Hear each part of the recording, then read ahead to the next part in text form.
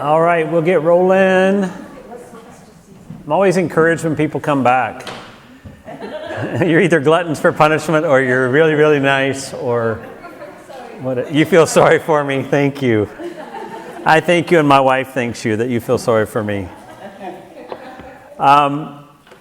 So today we're going to start with just a couple minutes of silent prayer, then I'll pray. Then we're going to talk a little bit about just review last week, and I'll give you a chance to throw rocks at me for the reflective exercise or give me some feedback on that, how it wasn't for you. And we're going to do something related to that this next week. But then I'm going to cover something that's really helped me a tremendous amount in understanding myself. And I'll explain why I think that's important. But let's just start with a couple minutes of silence, and I'll close us with a prayer.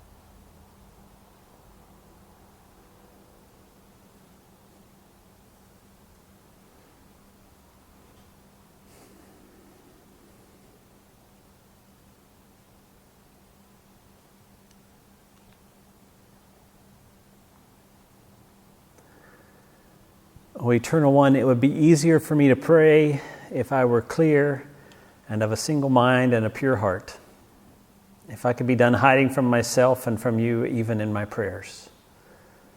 But I am who I am, mixture of motives and excuses, a blur of memories, quiver of hopes, not of fear, tangle of confusion, and restless with love and for love. I wander somewhere between gratitude and grievance, wonder and routine, high resolve and undone dreams, generous impulses and unpaid bills. Come find me, Lord, and be with me exactly as I am. Help me find me, Lord. Help me accept what I am so I can begin to be yours. Amen.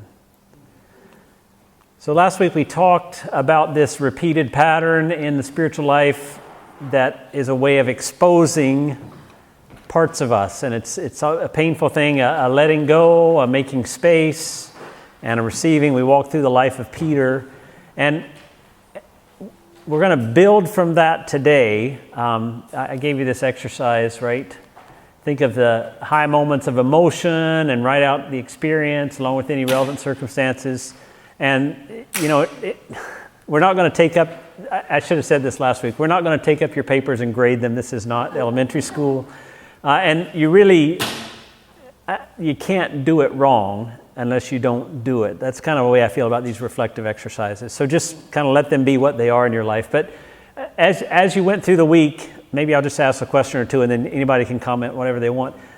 Were you surprised either by how many times you had an experience of emotion or how few times you had an experience of emotion? What stood out to you as you went through the week and went through this exercise? Anybody, feel free. It was a totally interesting and enlightening exercise. Okay. And I'm glad I wrote it down because I think if you had asked me in the whole week what emotions did I experience, I would have said,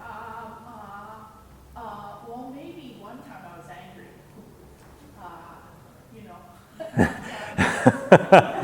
Cedric could say 3 times. I remember it was on Wednesday, it was on Friday, it was Okay, good. So you were surprised by the variety of emotions? Yeah, okay. Anybody else, other thoughts from the experience for you? Okay. Well, there you go. Just highlight that one. Put that one on your yeah. Okay, that's good. Good. I think it's wrong to keep the record wrong. It is. You can throw it away after this. Anybody else? Yes, Joy. Well, I have one day that really quite surprised me. I flew into a rage. Okay. Rage didn't hold me. No. It was the computer's fault. It was the computer's fault. Okay, good. Yeah. It was the computer's fault, and it was the bank's fault, and it was, of course, and it was my eyes that can't read little print and my patience, and of course, it wasn't my fault. And That's so right.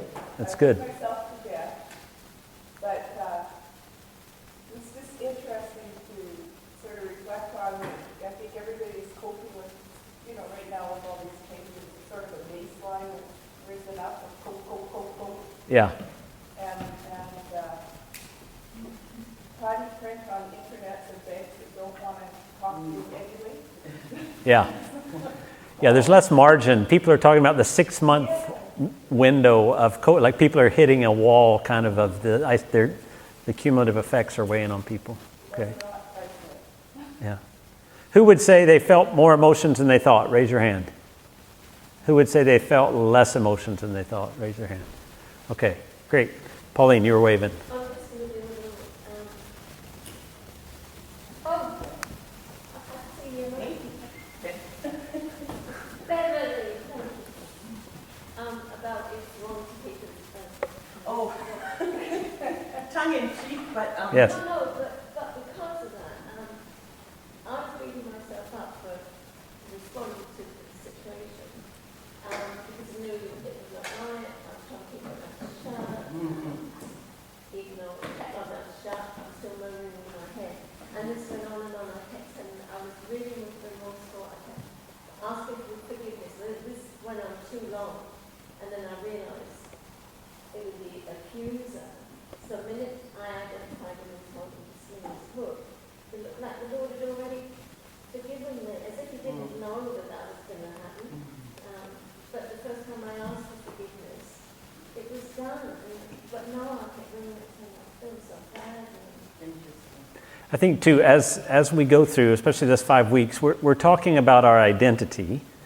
The problem is, and the reason I think this is so important to start here, is we have a false, we think we are a certain way, and we're not actually honest about ourselves. And emotions are a key to helping us understand that. And so you'll feel these emotions of whatever, and if you get sucked into that condemnation, this is horrible, why am I not better, or what, then you're missing the whole grace angle on this. We're not coming up with your list of sins so you can realize what a scum you are. What we're doing is we're going to look at these emotions, and eventually we're going to drill down and say what's causing that. Because typically the emotion is up here, and the root of it is something deeper that you need to work with, that you need to bring before the Spirit of God, but we don't think down that far. Yes, Charlene. That's actually what I came up with when I was doing this exercise, is I didn't really know what apathy was, and Yeah. I didn't really know what sloth was. You just kind of live complacent and just think Yeah. you're a person. Yeah. And so I actually dug deeper and I went into the 7 deadly sins. Okay. And I wrote them down and I'm like, okay, what's the opposite of that? And I tried, so what I did with my kids actually is I made it a thing, because they don't come to church with me. So Yeah. and I want to bring God to them. Great. So I started this game with them, not a game, but just a thing, with all of the 7 deadly sins, and dug deeper, Yeah. and got them reading the Bible, and now they want their own Bibles, and they want them all their Bibles, and now they brought it to school, Yeah. and they were just like, I want to, I don't want to have creativity, so it's like a thing, like we're working on to not be like that. Yeah. And because I know we all are, and so I didn't put that down as my thing, because my emotions are happiness and other things outreach. Right. I didn't focus on the fear and Right. everything, Right. but I wanted to know, what is it, and how I just went deeper. Yeah. That's what That's I neat. Good. And I think as you go on, next week we're going to do a similar thing with a little bit of a twist. I'm going to ask you to try in the moment to pray a certain thing, but what you're doing here is this whole thing: search me, God, know my heart, test me, know my anxious thoughts, See if there's any offensive way in me and lead me in the way everlasting. The whole reason we're trying to identify these, and I think, Myrna, what you said, that I just would have thought, oh yeah, I was angry once. We don't actually take stock of what is going on in us. We're not very self-aware. And even when we're self-aware, sometimes we're skewed in a certain direction. We want to believe certain things about ourselves. And part of grace is being honest with who you are and letting grace come to who you actually are instead of who you think you might be. So what we're going to do today is, and this, it totally flows out of this. This is kind of the scriptural foundation. But what I'm going to do is give you a model of behavior. It was developed by a guy named Thomas Keating, and I came across it about 10, 12 years ago and just felt like this really helped me understand why I did things I don't want to do. And because it helped me understand, I could begin to drill into the root of that and begin to address that. So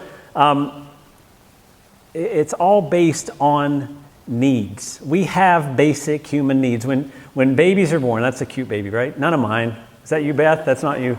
That's none of my kids. This is a stock photo off the internet. But how cute is that? And babies come with a need for security and survival. That's why they cry when they're hungry.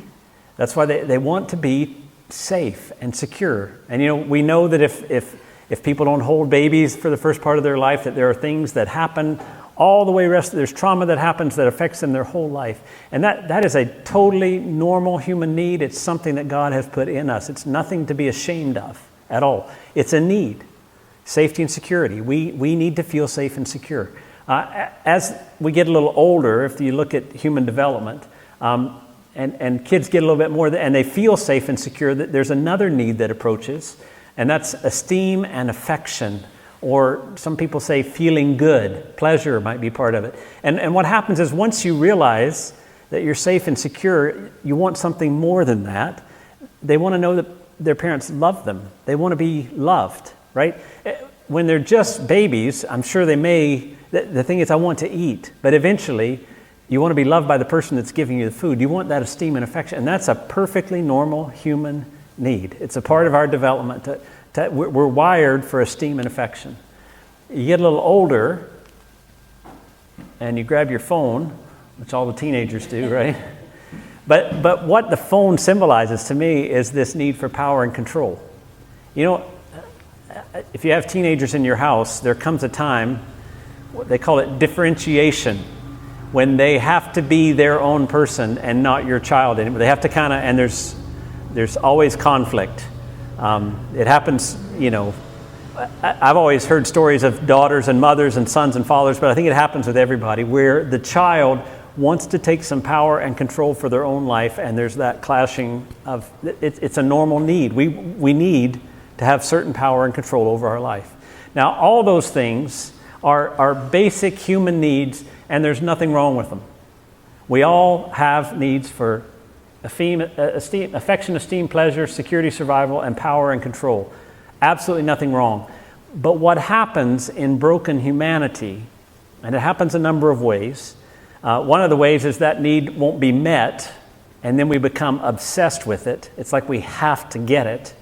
They become these energy centers, these emotional programs for happiness. And sometimes it's from a trauma or a neglect. But what that basically means is, instead of just being a preference, which I would prefer, all of us would prefer to have power and control over our lives. All of us would prefer to have some security and to survive. All of us would prefer to have affection, esteem, pleasure. Anybody that would not prefer those things, we would all prefer those. But the problem comes when they become less a preference and more an addiction. I have to have them or I won't be happy. I have to be in control here, or I have to be loved here, or I have to have security and safety here. When it becomes an addiction, that's one of the problems. What we start doing is we start looking to these needs to be happy, and they take control of our lives. Now, I'm trying to think how much I want to say about this as we move on. Once again, you're hearing me, right? None of these things are wrong. It's not wrong for people to want to for you to want people to like you. It's not wrong for security and to have a desire to survive. I hope that everybody I know has a desire to survive after this class and make it home, right? I hope that everybody wants some power and control over their life. They want to make choices that give them some power and control. But the problem comes when you say, if I don't have those things, I cannot be happy. That's when the issue arises and makes it difficult. Beth, would you do me a favor and just go shut that outside door so the train's not so loud for me? Thank you. See how she wants to be loved by her father, and she abdicated her need for power and control. I will say this. We tend to have these in different levels. I think we feel them all, but you may find in your life that one of these resonates more than the others, or that two resonate more than the others. Like in my own life, I can tell you that security and survival is, I need some of that. Power and control, I don't really need. I'm pretty laid back. I don't mind if somebody else takes charge. That is fine with me. Affection, esteem, and pleasure, that's my kryptonite. I really want people to like me, and I want to feel good. So when I look at my life, I have all of those, but some of them are stronger in me, a desire for that, than others. And I think we all may be able to find that. Now here's where it plays out, and I'm going to give you a copy of this chart later. But I just want you to see how this actually why this even makes a difference. Those needs are in our kind of subconscious. I say they're right down here in our gut. We're not consciously aware of them, but what they do is they ripple to the surface and they affect our behavior. And what that says is attachments and aversions. So here's an example from me.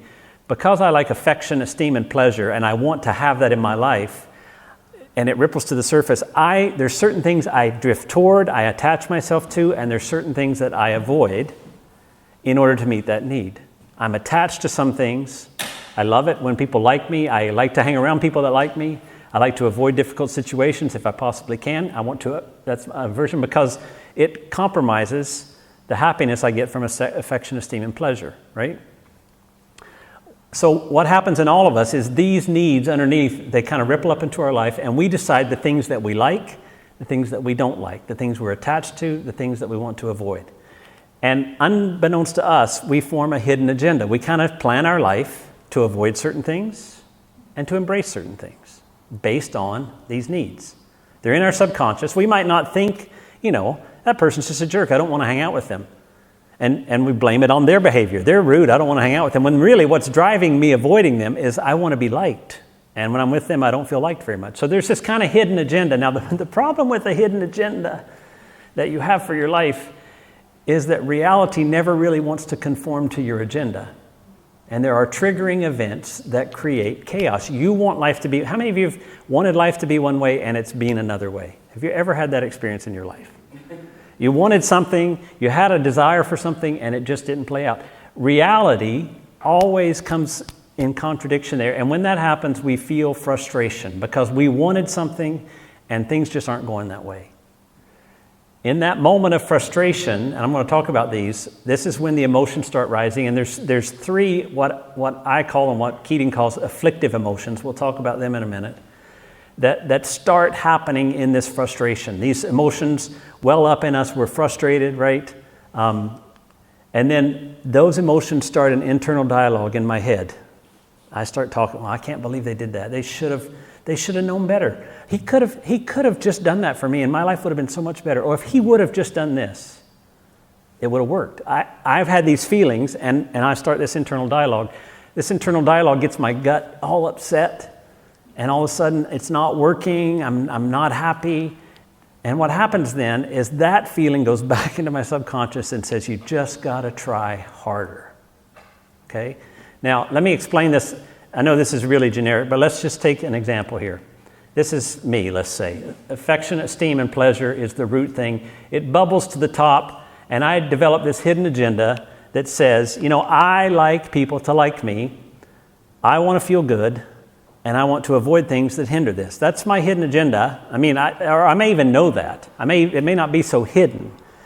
But the reality is that reality is not going to give that to me all the time. Sometimes it will, but There'll be conflicting expectations. I'm going to have a job where my boss has an expectation for me and my wife has another expectation for me. And all of a sudden, somebody's not going to like me because there's no way out of that, right? Or different people want different things from me.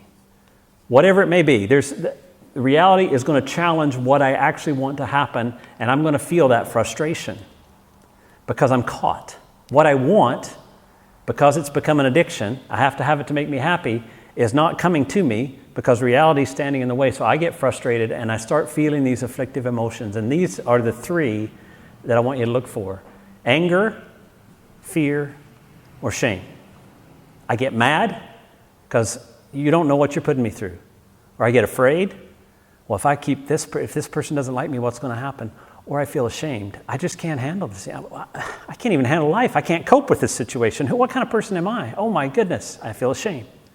Now, once you start feeling those emotions, you start this internal dialogue, and it's really, the keys to realizing it's going on are these three words: could, should, and would.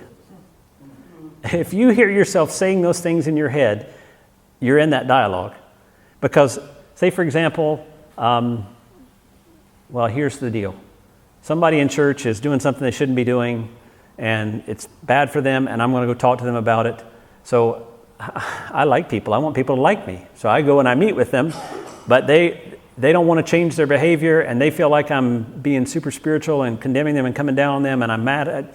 And so there's this conflict, and all of a sudden I feel this frustration, and I'm a little bit angry, and I'm a little bit afraid of what's going to happen.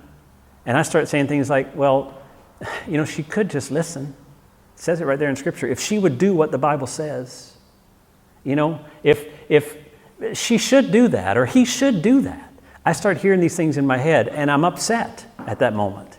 And what happens is, it just, that either fuels my anger, or fuels my fear, or fuels my shame, and I say, could, would, should more. I get this internal, and it just becomes this rapid cycle of what's going on in me.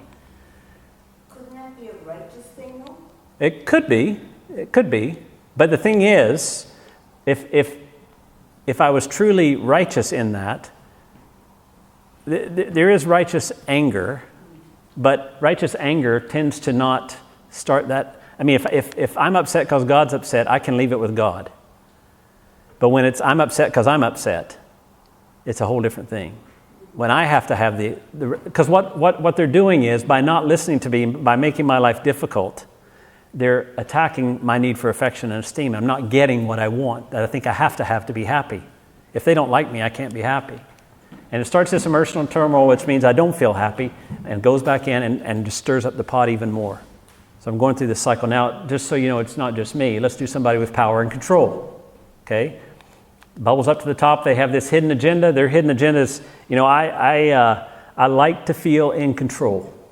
I like to know what's happening, and people need to do what I say. Like, I need to be in charge.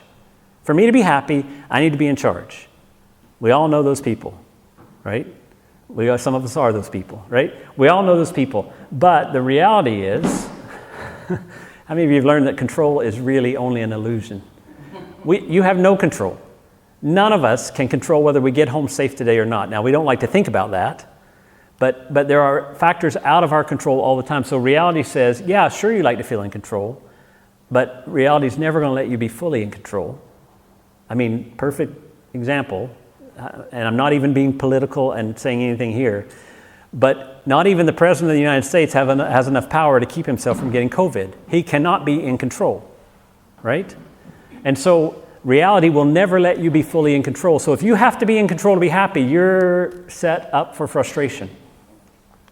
And then you're going to start feeling anger, or maybe fear, or shame, and it's going to start that internal dialogue.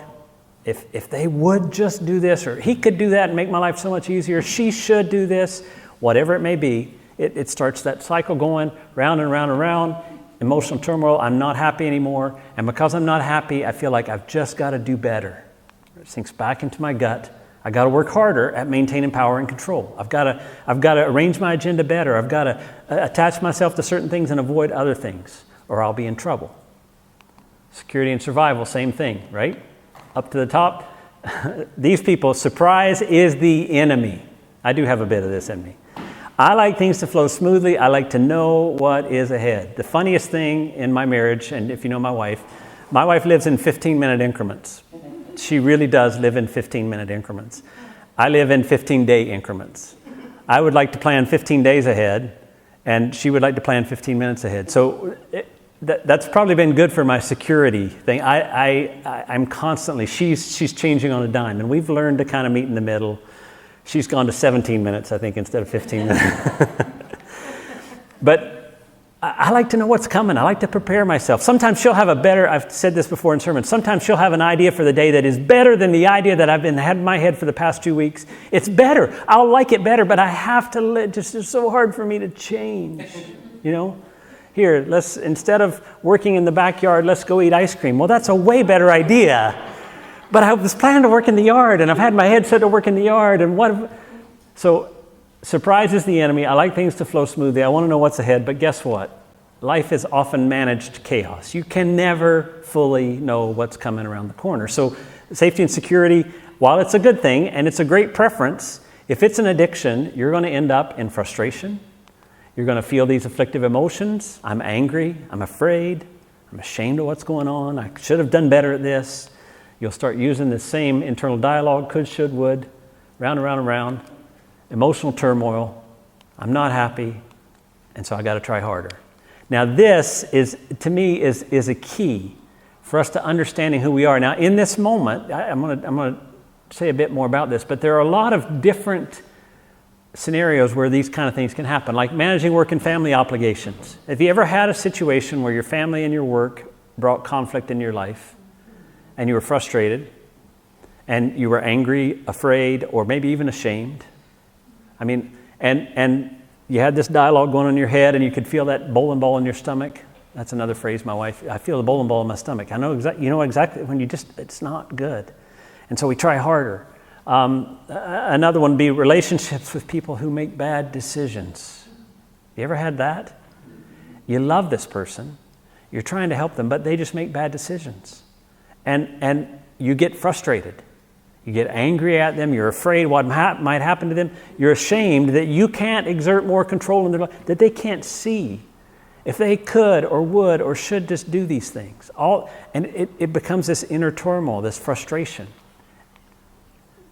Depression from not feeling appreciated, right? You ever feel just, man, they just don't, that's affection. I want affection and esteem has become, I'm not saying all depression is psychological. I realize there's chemical depression. I'm not trying to paint depression in a bad light. But I'm saying sometimes it's exacerbated by the fact that we have expectations of life making us happy, and it gets worse. It can be a chemical thing as well, but that cycle can make things like depression worse. What are other things when you feel like, what causes you frustration?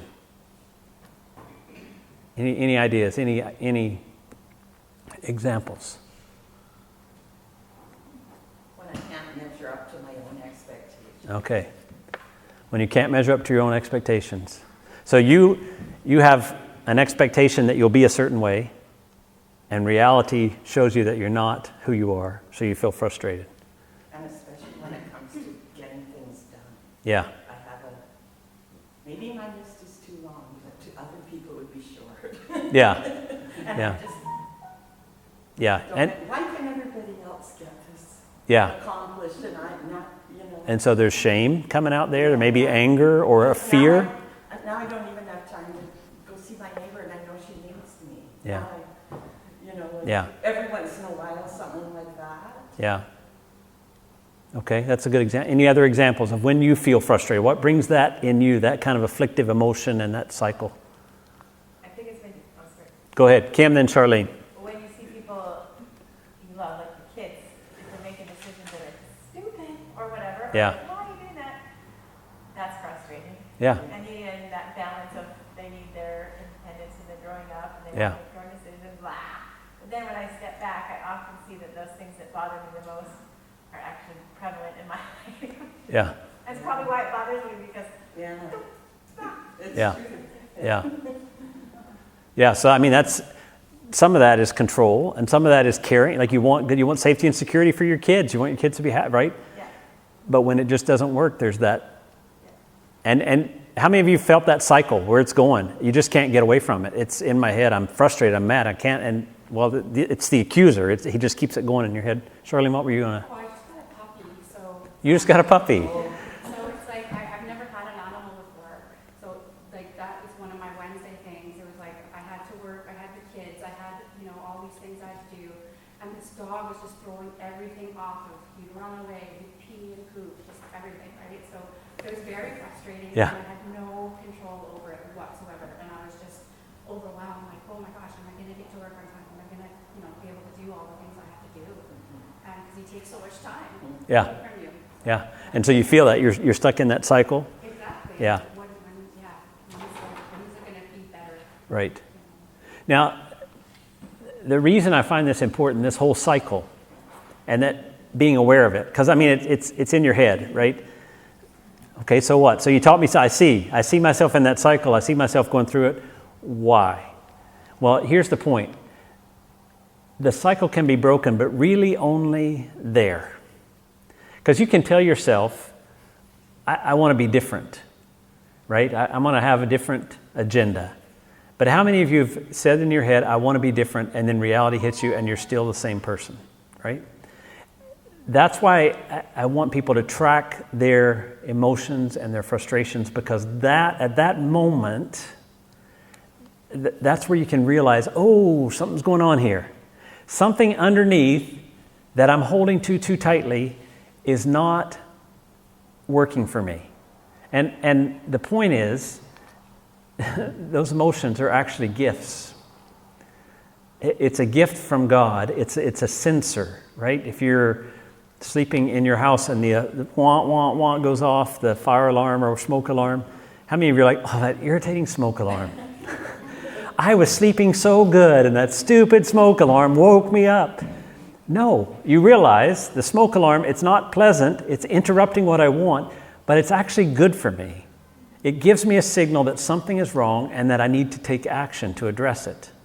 And the beauty of knowing that is that this cycle can be broken, but what you have to do is you have to take those things, power and control, safety and security and survival, affection, esteem, and pleasure, and they have to go back to where they should be as preferences and not addictions. They can't be absolutes. Because the only place that those things will ever be met, those base core needs fully, if you think about that. Number one, as a human being, are you ever going to be fully in power or have control over your life? Are we ever going to do that? No. Because we weren't made for that. God, what we have to do with power and control is we have to learn to trust the one who actually does have power and control. It's okay to want power and control. It's okay to have that as a normal, natural preference. But when it becomes an addiction, all of a sudden you've elevated yourself up to the role that only God can fill, right? Affection, esteem, and pleasure. Nothing wrong with that as a preference. It's okay to want people to like you. But when it becomes the only way you're going to be happy, affection, esteem, and pleasure can only be met by God's love for us. Only in receiving His affection and esteem can we have that need fully met.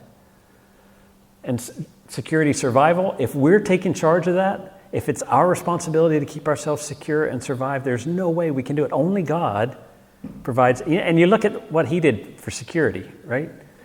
People felt really secure until they got martyred in the New Testament, right? The point was, they were secure even though they died. Everybody around them felt like they didn't even survive. Well, yes, they did, because God kept them and they are with Him, right? There's this thing that overcomes death.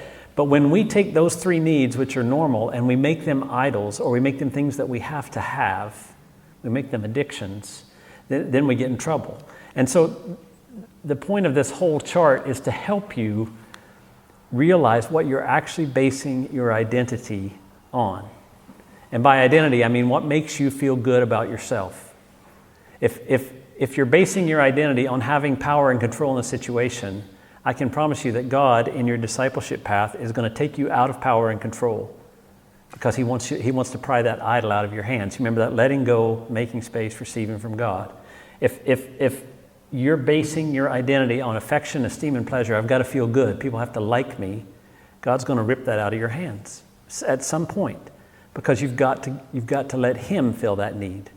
Same with security and survival. If your identity is based on you being in control of the moment and safe, there's going to be times when God's going to take that away from you so that you can learn to trust in Him for that.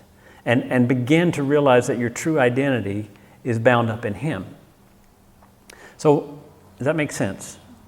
I mean, it's a big chart. Let me see if I can find it. Hang on. But what I want us to do this week, and this will be your reflective exercise. I have a little thing with that chart on it, so you can take it home. You don't have to write it all down if you want to reflect on it some more. This week, I've got this great little sheet, reflective exercise number 2. Now, it's similar to last week's, okay? Last week, spend a few minutes in quiet reflection each day. Ask God to bring to mind moments when you experience a strong emotion. Write it down just like you did last week. But this week, I want you to try to catch yourself in that moment when you're mad, when you're sad, when you're angry, whatever you are, when you're afraid. And I want you to pray, God, help me receive this moment as a gift. You don't have to figure it out. You don't have to drill down and say, why am I feeling this way? But I want you to sit with the emotion and say, God, can you help me receive this as a gift? Just try that. That's all you got to do. Same thing as last week, but in that moment when you're feeling it, I mean, usually you write it down after. Oh, I remember when I got so mad. This week I want you to, when you're really mad, I want you to say, help me receive this moment as a gift. Right? Or when you, and especially I would note that anger, fear, and shame, if that's something you're feeling, realize those are those emotions that get you into that cycle. So what is it? At this moment, God, can I take this as a gift, as an indicator? This is a smoke alarm, that something's going off in my gut that's out of line, and I need to bring it into line with who you say I am. Does that make sense? It's very similar to last week, but just one extra step. And what we're going to work on next week, oops, I've already been there. You ever have I wonder what's next. Let me see if I don't want, that's too far. You ever eat Cracker Jacks when you were a kid? Remember they had a surprise in the box? My favorite surprise in the Cracker Jack box was the decoder ring. Do you remember the decoder rings? Decoder. They looked something like, let me get through it. They looked something like that. You're young. I'm young. Well, the cool thing about that ring was there was numbers 1 to 26, and there was letters A to Z. And so you could write a special code with numbers, and if you had that ring, you could turn it around and figure it out. And so my friends and I would write codes to each other, really secret codes. Nobody's ever going to figure out that A was 1 and B was 2. And you'd have to have the ring to figure out the secret code, right? Well, next week what we're going to look at is how to decode our lives. How to look at that emotion, and I'm going to give you a practice to go through when you feel that emotion, some questions to ask of yourself that's going to help you dig down deep to say, which one of those 3 is it that I'm holding too tightly to that's causing this emotion, that's throwing me into this tailspin? We're going to work on that next week. But that's what I'm trying to do this week, is just get you thinking again, when is that emotion showing up? Can I receive it as a gift? Any questions, comments, thoughts? I told my husband one time that I was going to put woulda, coulda, shoulda on a gravestone. Woulda, coulda, shoulda. Those are, I mean, it's so funny to me. We don't realize how our words, I mean, we know that about other people. I ran into a guy just the other day, a young post-high school student, just graduated, and he's working in a course right now. He's taking a course at UFV, and there's Dan and Kim. And I said, how's it going? And he said 2 sentences to me. The first was, I'm looking at a screen all day for this course. It's driving me crazy. I'm exhausted. And the second thing he said was, and I'm having to write so much that my hand is killing me. And so automatically, I'm forming perceptions. I'm like, if you could hear the way you're 18 years old, you're healthy, you're strong, but your perspective of life is, oh, darn it, I have to go to school and I have to take notes. It's the most... His words gave me great insight into him. Our words give us great insight into us, right? Shoulda, coulda, woulda. If you hear yourself saying that, you should stop and say, what's going on? You know? Or have you ever found yourself defensive? You think you're doing okay, but then all of a sudden somebody says something and you want to bite their head off. Anybody ever done that? Occasionally, did I hear occasionally? Occasionally. And then you realize, man, I sure was. And even hearing the words that you say gives you insight into what's going on inside of you. So that woulda, coulda, shoulda, or the feelings. I mean, joy teaches you something as well. Lisa, I'm going to put yours. I'm going to put Lisa's right there. And Beth's right there. You guys can come get it whenever you want. Like Tuesday, Thursday. I forget what I was saying now. Yes, you can. Say something. Go right ahead. This will give you time to think of what you want to say. What you said, I have a problem with this. It's connected to social media. You say, how's it going? And I think to myself, what do you want to know? I mean, I can't, to give you an honest answer, you want to really know, you want to spend time with me. Yeah. Social media is boom, boom, boom. Yeah. And people they don't have that time, or they don't invest that time to sit down and have a relationship where you would probably know if you got to know that person, how things were going. But Yeah.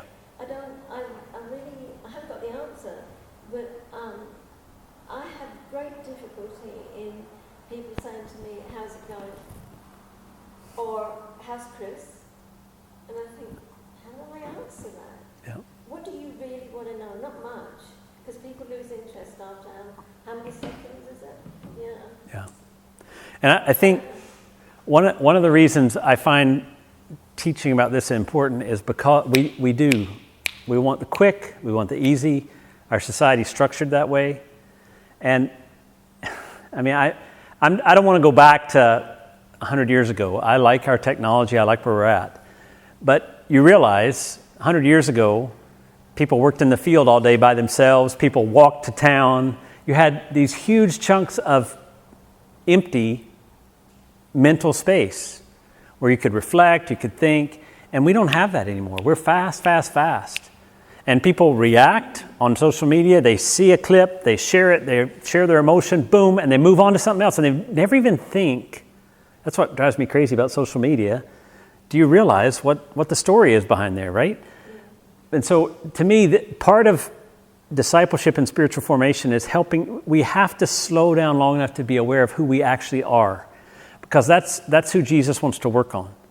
And I think very often because we're moving so fast, we place this false self, this veneer of who we are that gets us what we want. And then when people frustrate that, we just try to strengthen that fake image. And this is a way of saying, okay, I'm so upset. Instead of being angry at that person, let's receive this as a gift. God, what are you showing me about me? And not in a condemning way. Like Pauline was saying, you got to get off the condemnation boat. You're forgiven. You're a holy, blameless child of God, deeply loved by Him. And if you have a problem with that, you can take it up with Him, because that's what He said, not me. But we also need to realize, just like Peter did, we need to realize that these painful, difficult experiences very often are exposing a deep part of us so that God can heal it. We cover it over so strongly with our false image that we never receive the healing that God wants to give us. And so what we're trying to do here is slow down. And your point on social media, not wanting to know, people are moving too fast, right? 100 years ago, you might be talking across the neighbor for an hour every night, and they would know how you are. They would know how you might. Yeah. We just don't live in that world. Yeah, and at my stage of life, I have big chunks Yeah. of time to think. Yeah. I know that, and to be honest with you, I get a text message saying, how you doing? I totally ignore it. I think pick up the phone, come and see me, or, Yeah. I can't reply. What do you want to know? Yeah. Anyway. So, That's why most people just say fine. yeah. Yeah. But what connection? Yeah. Well, you can do better than that. Exactly. And I want you to realize, what you're putting your finger on here is a malady or a condition of our time. And what I want to say is our time is made up of all of us. And so if we can begin to live and think differently and slow down long enough to reflect on who we are, then God begins to shape us to be differently. And I think that to me is the whole role of the church, is to be the body of Christ, to be shaped into the image of Christ within culture. And all of a sudden here's this advertisement for Jesus and the way Jesus would live, and how that people notice, because all of a sudden there's those people that they do take time with each other. They do share. They take meals. They care for one another. And yes, we're doing a poor job at it, but we're empowered by the Spirit who we could do better. Right, we always could. But I think the problem is lots of times doing better becomes this thing that we do just to prop up our affection. We want to do better so that people like us. We want to do better so that we feel that we're in control. Do you see? Even in doing better, we're doing it from the wrong identity. And so that's kind of what I'm trying to do, is help you peel back layers of your life to say, what is it that I'm actually holding on to give me happiness? And can I actually surrender that to Jesus? Next week we'll decode. The next week we do this thing that half of you will hate it. And half of you will think it's heretical. Huh? It's not painting. No, it's not painting. No. So what you're saying, Yeah. so what you're saying is on Tuesday at basketball practice, Right. when you come up to me and say, boy, those junior girls are going to look great on the senior team this year, that I get that. Your frustration. Stomach, Yeah. that I should say, oh, this is a gift. That's right. What you guys don't realize, Glenn coaches the junior girls team, and I coach the senior girls team. And it's always every year a little ambiguous whether the grade 9s are going to play for him or play for me. It kind of depends on numbers. And since I'm all about power and control, I try to make Glenn feel really comfortable with handing his grade 9s over to me, because he's all about affection. I don't know what. Yes, but in that moment when you feel that frustration, you can say, God, thank you for this gift. Thank you that Jeff is taking the grade 9s from me to make me more like Jesus. There we go. Class dismissed. Let's pray. Let me pray. God, as we walk through this week and try to look at what it is you're doing in us, not what you're doing in everybody else, but what you're actually revealing about the things that we're holding on to down in the deep parts of ourselves that we don't even know. Give us insight and cushion it all with the fact that you love us, that you're gracious, that you've called us, that we're yours, that no one will ever snatch us out of your hands. Give us that grace and that love, and help us to be able to share that love and speak it to those around us. And give us insight into us and change us so that we impact this community for your kingdom. In Jesus' name, amen. Thanks.